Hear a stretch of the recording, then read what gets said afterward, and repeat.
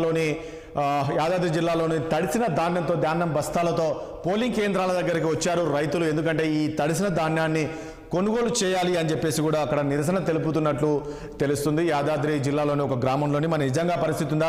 Yes, వాళ్ళు ఈ రకంగా నిరసన తెలుపుతున్నారు రైతులు. ఎందుకంటే తడిసి ధాన్యం 2 రోజులు తడిసిన ధాన్యాన్ని కనీసం పట్టించుకునే దాఖలేదు అని చెప్పేసి రైతులు చెప్తున్నారు. దీంతో ఒకేసారి అందరూ కూడా పోలింగ్ కేంద్రం దగ్గరికి ఒక తడిసిన ధాన్యాన్ని తీసుకొచ్చినట్లు తెలుస్తుంది. దీనికి సంబంధించి మరింత సమాచారం మా ప్రతినిధి నరేష్ అందిస్తారు. నరేష్, అసలు ఎక్కడ తడిసిన ధాన్యాన్ని రైతులు పోలింగ్ కేంద్రాల దగ్గర తీసుకొచ్చారు? దీన్ని కొంటనే దీనికి కొనుగోలు చేస్తేనే మేము ఓటు వేస్తామని చెప్పేసి రైతులు అంటున్నట్లు తెలుస్తుంది. ఎక్కడ ఆ యొక్క గ్రామం, ఎక్కడ ఆ మండలం ఎక్కడ?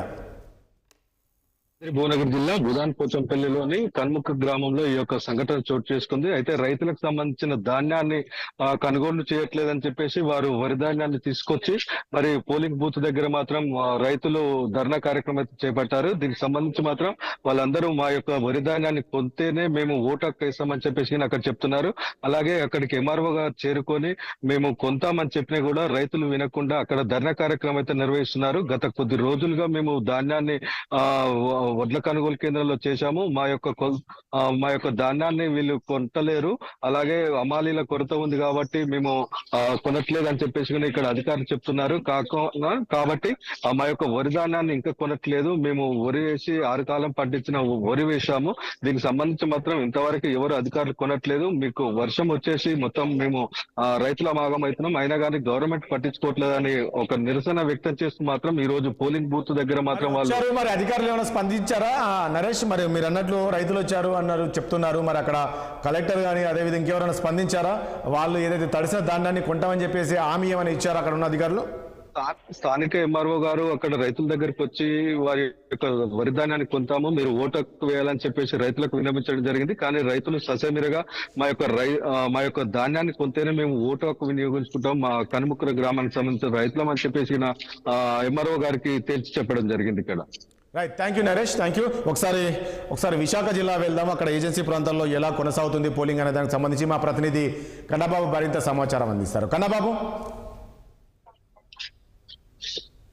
కన్నబాబు మ్యూట్లో ఉన్నారు, చూడండి. రైట్ కన్నబాబు, మాట్లాడండి. సార్, ఉమ్మడి విశాఖ వ్యాప్తంగా ఇప్పుడు వరకు అయితే చాలా ప్రశాంతంగా పోలింగ్ అయితే కొనసాగుతుంది. అయితే కొన్ని జిల్లాల్లో మాత్రం చూసుకుంటే, ఏదైతే అనకాపల్లి జిల్లాలో చూసుకుంటే కనుక చాలా ప్రాంతాల్లో పోలింగ్ బూత్ లో ఈవీఎంలు మోరాయించడంతో ఓటర్లు వెనుదిరుగుతున్నటువంటి పరిస్థితి కూడా మనం చూస్తున్నాం. అయితే విజువల్ లో చాలా మంది ఓటర్లు కూడా మనం బయట తీసుకున్నటువంటి పరిస్థితి అయితే ఉంది. ఆ విజువల్ ప్లే చేస్తుంటే కనుక అర్థం. అయితే ఎందుకు వెనక్కి వెళ్ళిపోతున్నారు అంటూ అడిగినటువంటి మన రిపోర్ట్ అడిగినటువంటి క్వశ్చన్ కి ఈవీఎంలు పనిచేయలేదు, చాలా వరకు మేము వెయిట్ చేసి వెనక్కి పోతున్నటువంటి ఆ పరిస్థితి అంటూ కూడా అంతా కూడా చెప్పడం జరుగుతుంది. అయితే ఏదైతే ముఖ్యంగా అనకాపల్లి జిల్లాలో మాత్రమే ఇట్లా ఎందుకు అవుతుంది అనే విషయంపై అయితే ఇప్పటికే అధికారులు ఆరా తీసుకున్న పరిస్థితి అయితే ఉంది. అయితే ముఖ్యంగా అనకాపల్లి జిల్లా పరవాడ మండలంలో భరణి గ్రామంలో సుమారుగా 227 పోలింగ్ బూత్ లో అయితే కనుక ఈవీఎం మొరాయించింది. అయితే సుమారు 8:30-9 గంటల వరకు కూడా ఈ ఈవీఎంలు పనిచేయకపోవడంతో అక్కడ ఓటర్లు వెనుక తిరిగిన పరిస్థితుంది.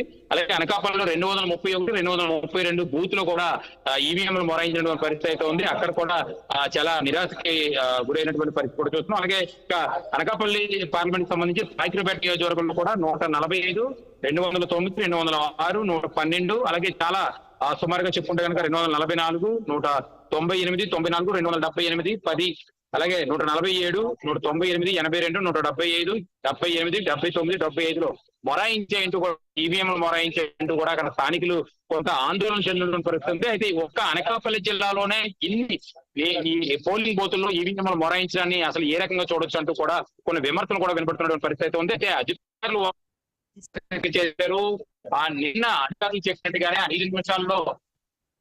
కానీ ఒకటి కన్నబాబు, మీరు చెప్తున్న దాని ప్రకారంగా అక్కడ ఈవీఎంలు మొరాయించాయి అంటే దాదాపు మీరు అంటున్నారు 9 గంటల వరకు కూడా ఈవీఎంలు మార్చలేదు, ఇంకా ఇబ్బంది. ఎందుకు ఎక్కడైనా ఈవీఎం మొరాయించింది అంటే వెంటనే విత్-ఇన్ మినిట్స్లో మరొక ఆల్టర్నేట్గా మరొక ఈవీఎంను అక్కడ ఉంచడం జరుగుతుంది? ఎందుకు అక్కడ అదనం ఈవీఎంలు తీసుకురాలేదా? ఎందుకు ఆలస్యం అవుతుంది? ఎందుకు అధికారులు నిర్లక్ష్యంగా వివరించారనుకోవచ్చు. ఇప్పటికైనా సరే ఈవీఎంలు సరి చేస్తారా? వేరే ఈవీఎం మార్చారా? ఓటర్లు వాళ్ళు ఓటు హక్కు వినియోగించుకుంటున్నారా ఇప్పటికైనా? తర్వాత దాని మీద కొన్ని మార్పులు కూడా జరిగింది.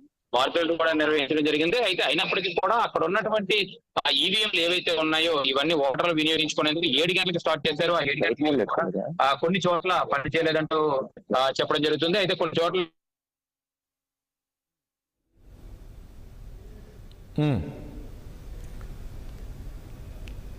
ఎస్ రైట్ థ్యాంక్ యూ కన్నా బాబు. మీరు మరింత సమాచారము తెలుసుకోండి, ఎందుకంటే మళ్ళీ మీ దగ్గరికి వస్తాను.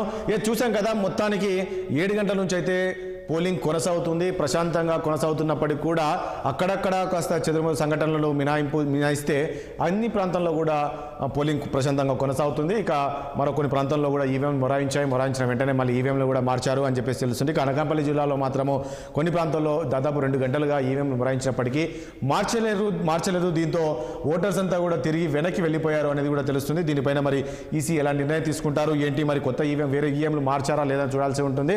ఇక ముఖ్యంగా గుంటూరు జిల్లా విషయానికి వస్తే పల్నాడు కావచ్చు, అదేవిధంగా మాచర్ల కావచ్చు, ఉదయం మనం చూసాం పోలింగ్ ముందు నుంచే గొడవలు జరిగినప్పటికీ కూడా అక్కడంతా కూడా అదనపు పోలీస్ బలగాలను మోహరించి ఎవరైతే గొడవలు సృష్టించే ప్రయత్నం చేశారో వాళ్ళని కూడా పోలీసులు అదుపులోకి తీసుకున్నారు. మొత్తానికి ఏదైనప్పటికీ పోలింగ్ అయితే ఈ 2 రాష్ట్రాల్లో అయితే ప్రశాంతంగా కొనసాగుతుంది. ఇక ముఖ్యంగా హైదరాబాద్ విషయానికి వస్తే కూడా సినీ ప్రముఖులంతా కూడా ఉదయం 7 గంటలకు వచ్చేసి వారి యొక్క ఓటు హక్కు వినియోగించుకున్నారు. ప్రతి ఒక్కరు కూడా ఓటు వేయాలి అని చెప్పేసి కూడా వాళ్ళు కూడా విజ్ఞప్తి చేశారు. ఇక ఆంధ్రప్రదేశ్ విషయానికి వస్తే కూడా ఇటు ముఖ్యమంత్రి ఓటు హక్కు వినియోగించుకున్నారు జగన్మోహన్ రెడ్డి, అదేవిధంగా మాజీ ముఖ్యమంత్రి చంద్రబాబు నాయుడు, పవన్ కళ్యాణ్ వీళ్ళందరూ కూడా తన ఓటు హక్కు వినియోగించుకున్నారు. ఇక్కడ ఇటు కొడంగల్లోని ముఖ్యమంత్రి రేవంత్ రెడ్డి ఓటు హక్కు వినియోగించుకున్నారు.